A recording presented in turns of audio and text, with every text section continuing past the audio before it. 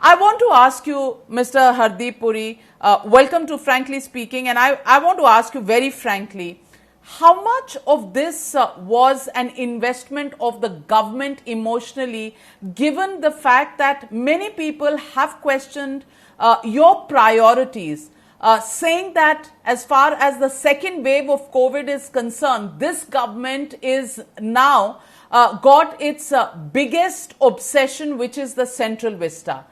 Now, with the High Court verdict coming out and the verdict which is favorable to you, Mr. Hardeep Puri, do you feel vindicated? Madam, thank you very much for having me on your program. Let me start by saying that you are using words which I don't necessarily subscribe to. You use the word victory. I would rather use the word relief. Let me explain. Those who are calling this a vanity project, those who are talking about large-scale expenditure are missing the very fundamental difference between Central Vista Avenue, which is a small 400 crore project, and the new parliament.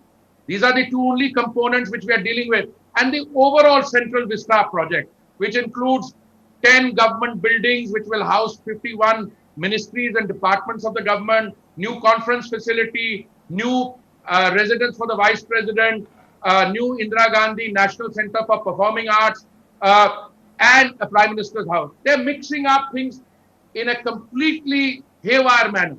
Why are they doing it? I submit to you with a full sense of responsibility that this is motivated criticism.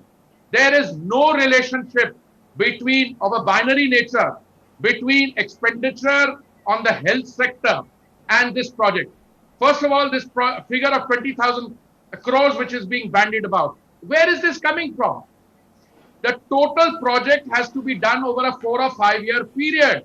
I am submitting to you that the only expenditure sanctioned so far is on these two components, which is 477 crores to be exact for the Central Vista Avenue, which is the widening of the Rajpath and other facilities, and 862 crores for the new parliament. Is this a new project? The Congress party in 2012, its then speaker, my colleague in the Foreign Service, Meera Kumarji, had already decided we need a new parliament. This is 2012. One of the high decibel producers, Mr. Jairam Ramesh, had written an article in 2012 in a paper in the south in Chennai, I think the Hindu, saying that we need a new parliament. This one is dysfunctional. Now, my question, a counter question, if you may allow, work on the parliament should have been done before 2012. It was evident to anyone that this building, conceptualized 100 years ago, was never intended to be the parliament bicameral legislature of an independent country. It was the imperial assembly of a colonial power.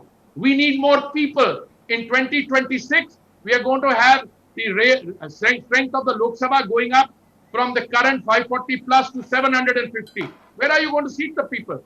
Secondly, and this is very important, Parliament building was earlier in seismic zone 2, today is in seismic zone 4. God forbid, if there is a tremor beyond a particular point on the Richter scale, you will have the building coming down.